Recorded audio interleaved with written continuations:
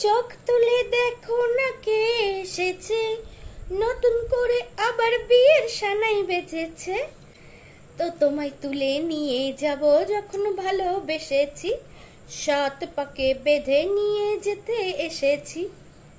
ঠান্ডা লেগেছে, প্রচন্ড ঠান্ডা লেগেছে, সেই জন্য ঠিকঠাক ভাবে গানটা করতে পারলাম না। এমনিও যা বেসুরো গলা, মা গো মা।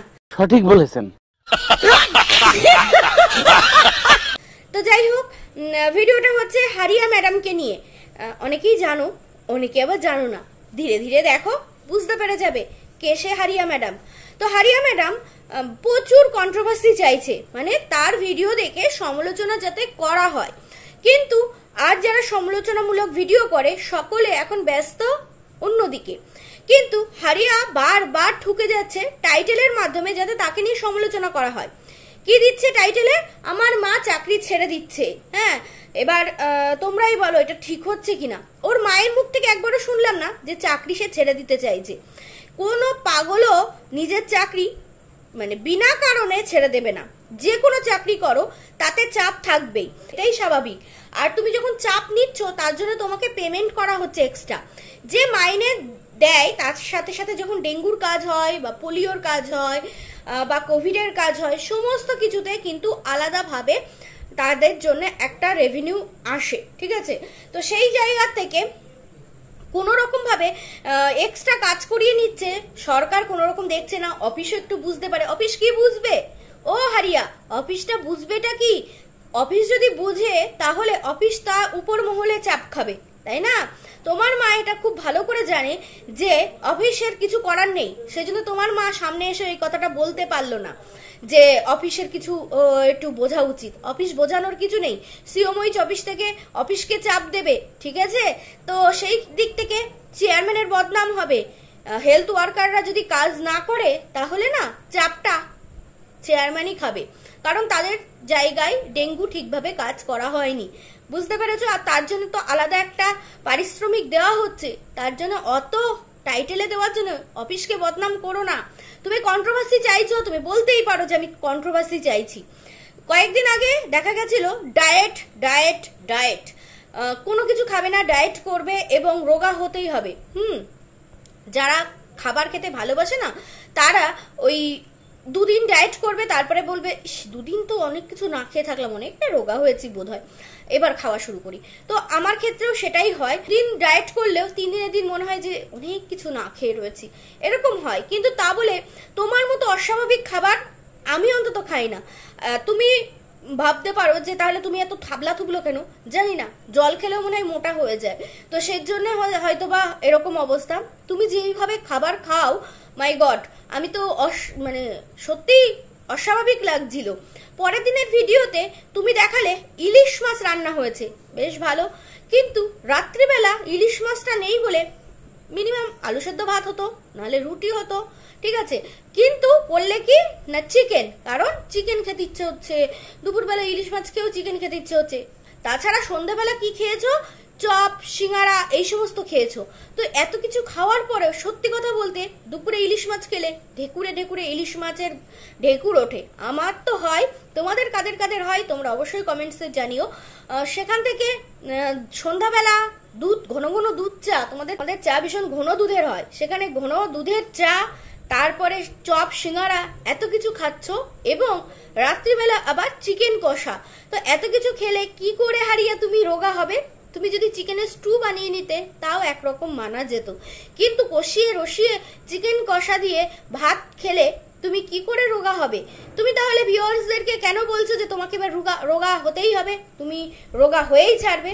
তুমি কি কাউকে ফলো করছো?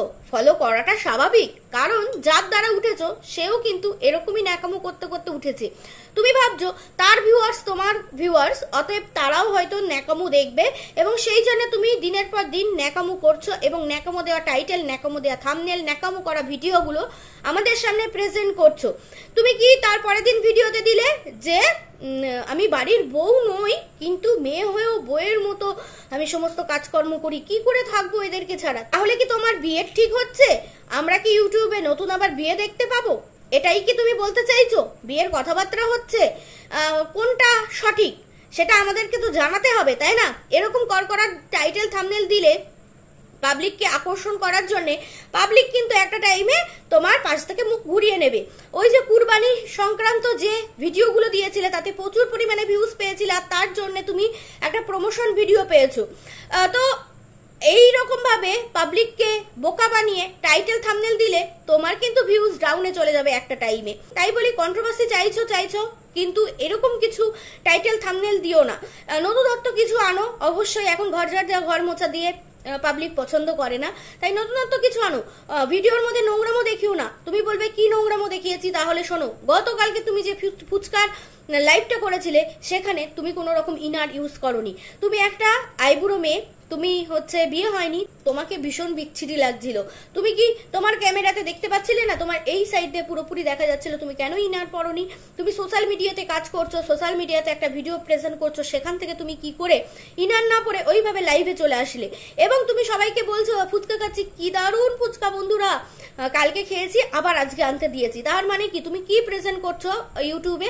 যে ডায়েটের নামে কাজকলা করছি। তোমরা ব্যাড কমেন্ট করো, তোমরা আমাকে 10টা গালিগালাজ দাও, তোমাকে গালিগালাজ দিলেও তুমি এখন সেখানে লাভ রিয়াক্ট দিচ্ছ এবং কন্ট্রোভার্সি ক্রিয়েটাররা ভিডিও করো। এটাই তো চাইছো, এর জন্যই তো এই রকম ভাবে ভিডিওতে প্রেজেন্ট করছো। একদিন ফাস্টফুড খেলে তার পরের দিন মনে হয় না যে সেই ফাস্টফুডটা খায়। ফুচকা অবশ্যই ফাস্টফুড, কতদিনের পুরনো তেলে ভাজে তার কোনো ঠিক নেই। আর সেখান থেকে তুমি গতদিন খেয়েছো আবার আজকে খেলে, এবং তুমি এটাই প্রেজেন্ট করছো যে তোমরা বলো, নানান কথা বলো। কেন গো? এই যে তোমার কাছে তো আবার তোমার কাছে আবার ফাস্টফুডের ডেফিনেশন কি বলতে পারবো না, তবে ফুচকা অবশ্যই ফাস্টফুড। আর সেখান থেকে তুমি কি প্রেজেন্ট করছো ওটা দেখিয়ে ভিউয়ার্সরা যেই বলছে কেন খাবো না বুঝি, খাবো তো অবশ্যই খাবো, এবং বেঁচে থাকতে হবে, সব রকমই খাবো। হ্যাঁ, সব রকমই খাবে, কিন্তু আগের দিন ফুচকা খেয়ে আবার পরের দিন ফুচকা খেতে হচ্ছে। এতে তো ভিউয়ার্সরা তোমাকে কমেন্ট করবে যে কোথায় গেল ডায়েট। আর তোমার মা কি রান্না করলো? একদম ঝোল, মানে তেলে ঝোলে চিকেন। সেই চিকেন খেলে গতকালকের ভিডিওতে খেলে সেই তোমার মায়ের তৈরি সেই তেলে ঝোলে চিকেন, এবং সকালবেলাও ভাত খেয়েছো। তাহলে এত কিছু করলে তুমি কিভাবে রোগা হবে? দেখো, তুমি বলবে যে আমি মোটা, হ্যাঁ আমি মোটা, বিয়ে হয়ে গেছে, আমার 2টো বাচ্চা হয়ে গেছে, কিন্তু তোমার ক্ষেত্রে পিসিওডি আছে, তোমার ক্ষেত্রে হচ্ছে কিন্তু এখনো বিয়ে হয়নি, একটা বাচ্চাও হয়নি। আমারও পিসিওডি আছে, তার জন্য আমি চেষ্টা করি, কিন্তু কথা হচ্ছে যে আমারও কি লোভ লাগে না? অবশ্যই লাগে। আমি কি ফুচকা খাই না? অবশ্যই খাই। ফুচকা খাওয়ার পরেও অন্তত পক্ষে 1 সপ্তাহের মধ্যে আর ফুচকা খাবো না। ফাস্টফুড আমি খুব কম খাই, তবুও জানি না কেন মোটা হয়ে যায়। তো যেটা বলছিলাম, তোমার ক্ষেত্রে আরো মেনটেন করা উচিত। এবং তুমি যেভাবে পাবলিককে বুড়ো আঙুল দেখাচ্ছ, বলছো যে আলতা কিনে এনেছি একটা স্পেশাল ভিডিও করার জন্য, এবার সবাই বলবে আমি মুসলমান বলে আলতা পড়তে নেই। আমি জানি না মুসলমানরা আলতা পরে কিনা, তবে আমাদের হিন্দুদের মধ্যে অবশ্যই আলতা পরে। তো আলতা পড়তে নেই, তো সেখানে কেউ কিছু বললে বলো, আমার কিছু করার নেই, আমি ওইসব পাত্তা দিই না। তুমি পাত্তা দাও আর নাই বা দাও, তোমাকে পাত্তা দিতে হবে, কারণ তুমি ভিউয়ার্সদের সামনে ভিডিও প্রেজেন্ট করে তুমি হচ্ছে সেখান থেকে রেভিনিউ পাচ্ছ। তো সেক্ষেত্রে তোমাকে পাত্তা দিতেই হবে। আর একটা কথা বলি, মায়ের চাকরি নিয়ে বেশি ফটাং করো না, ঠিক আছে? কারণ হচ্ছে যেটা দিয়েছে তোমাদের আল্লাহ, সেটাকে যত্নে রাখার চেষ্টা করো। সমস্ত কাজে চাপ আছে, কোনো কাজ নেই যে চাপ ছাড়া। এই যে আমাদের মুখ্যমন্ত্রী, আমাদের প্রধানমন্ত্রী, এদের কি চাপ নেই? সারা দেশের চাপ প্রধানমন্ত্রীর মাথার উপর, সারা রাজ্যের চাপ মুখ্যমন্ত্রীর উপর। তারা কি চাপে থাকে না? অবশ্যই থাকে, কিন্তু যে কাজটা করে সেই কাজটা তাকে ভালোবেসে করতে হয়। চাপ থাকে কিন্তু ভালোবেসে করতে হয়, আর মাসের শেষে সে কিছু পারিশ্রমিক পায়। এটাই হচ্ছে লাভের লাভ, এটাই হচ্ছে কষ্টের সুফল, ঠিক আছে? তাই বলি যে ওই মা তো অবশ্যই ওন্না না নিয়েছিল, এবং আমার ভিডিও করার পরে এবং অনেক ভিউয়ার্স বলার পরে এখন ওন্না নেয়, ঠিক আছে? উনি যদি ইনার নাও পরেন, উনি যদি গায়ে ঠিকভাবে ওন্নাটা দেন, ঠিক আছে। আর তোমার বাড়িতে এত ছেলের আনাগোনা, অথচ তুমি ইনার ছাড়া লাইভে চলে আসলে, সামনে তোমার ওই যে পাড়ার পাশের ছেলেটা রয়েছে, তুমি কিভাবে এইভাবে, মানে কি বলবো, লজ্জা শরম নেই তোমার? হ্যাঁ, এইভাবে থাকো। তোমাদের মুসলমান ধর্মের মধ্যে কত সুন্দর গায়ে জড়িয়ে মাথায় ওড়না দিয়ে বসে, সেটা যদি নাও করো, অন্তত পক্ষে ইনার পরে সুন্দর করে গায়ে ওড়না দিয়ে বসতে পারোনি। তুমি দেখতে পাচ্ছিলে না তোমার লাইভে যে তোমার ডান দিক থেকে সব দেখা যাচ্ছে, বাদিক, ওটা হ্যাঁ বাদিক থেকে পুরোপুরি দেখা যাচ্ছে, ওটা তুমি দেখতে পাচ্ছিলে না লাইভে? নোংরামো করো না, ঠিক আছে? যে নোংরামো করে করুক, ভিউজ কম হলেও নোংরামো করো না, বুঝতে পেরেছো? তোমার তো ভাগ্যে ছিল না যে তুমি এতগুলো টাকা ইনকাম করবে। প্রমোশন ভিডিও তো দূরস্থ, তোমার 134 সাবস্ক্রাইবার আটকে ছিল, সেখান থেকে তুমি এত টাকা ইনকাম করেছো। ইনকামের লোভটা মানে বেড়ে গেছে, তো এখন তুমি নিজের পতনটা মেনে নিতে পারছো না। কি বলতো, একঘেয়েমি ব্লগ দিলে কেউ পছন্দ করে না। আগে যারা 4 বছর আগে ঘর ঝাড় দেওয়া, ঘর মোছা, বাসন মাজা, তারপরে হচ্ছে ঘর মোছা, এই সমস্ত দেখিয়ে বড় মানে ইউটিউবার হয়েছে, তারা এখন বলো তো ঘর ঝাড় দেওয়া, ঘর মোছা এটা রেগুলার দেখাতে তারা সেই লেভেলের ভিউজ পায় কিনা? পাবে না। কারণ মানুষের এখন চাহিদা বেড়ে গেছে। তোমাদের যেমন পেতে পেতে চাহিদা বেড়ে গেছে, তো মানুষেরও চাহিদা বেড়ে গেছে। এখন ওইগুলো দেখালে হবে না, নিত্য নতুন কিছু দেখাতে হবে। তোমার একই ওই বোরিং ব্লগ মানুষ আর পছন্দ করছে না, তাই তোমার রেভিনিউ কম হচ্ছে, ভিউজ কম হচ্ছে। তোমাকে এখন করতে হবে নতুনত্ব কোনো কিছু, ঠিক আছে? কোনো ডান্সের ভিডিও করতে হবে, কোথাও ঘুরতে যেতে হবে, কোনো চ্যালেঞ্জ করতে হবে, তারপরে হচ্ছে কোনো প্র্যাঙ্ক ভিডিও করতে হবে, এই সমস্ত নতুনত্ব কিছু আনতে হবে। তুমি যদি একঘেয়েমি ওরকম ব্লগ দিতে থাকো, কোনো রকমের রেভিনিউ ওরকম লেভেলে আসবে না। তার জন্য তুমি নোংরামও দেখাবে, তার জন্য তুমি মানে মানুষকে আকর্ষণ করার জন্যে করা টাইটেল দেবে, সেটা তো হতে পারে না। 1-2 দিন ভিউজ হতে পারে, তারপরে কিন্তু মানুষ মেনে নেবে না। মানুষ বুঝেই যাবে এ আমাদেরকে ডাকার জন্য এরকম টাইটেল থাম্বনেল দিচ্ছে, ঠিক আছে হারিয়া? তাই তোমার যেটুকু পেয়েছো না, তোমাদের আল্লাহর দৌলতে যেটুকু পেয়েছো অনেক অনেক, ঠিক আছে? তোমার দ্বারা কোনোদিনই সম্ভব হতো না তোমার চ্যানেলকে মনিটাইজ করা। 134 তোমার সাবস্ক্রাইবার আটকে ছিল, সেখান থেকে কোনো একজন নোংরাকে সাপোর্ট করে তুমি প্রচুর ভিউজ পেয়েছো, প্রচুর রেভিনিউ কামিয়েছো। সেই চিন্তা যদি করো যে 1 বছর আগে আমি কি ছিলাম আর এখন কি, তুমি অলরেডি ডিপ্রেশনে চলে যাবে।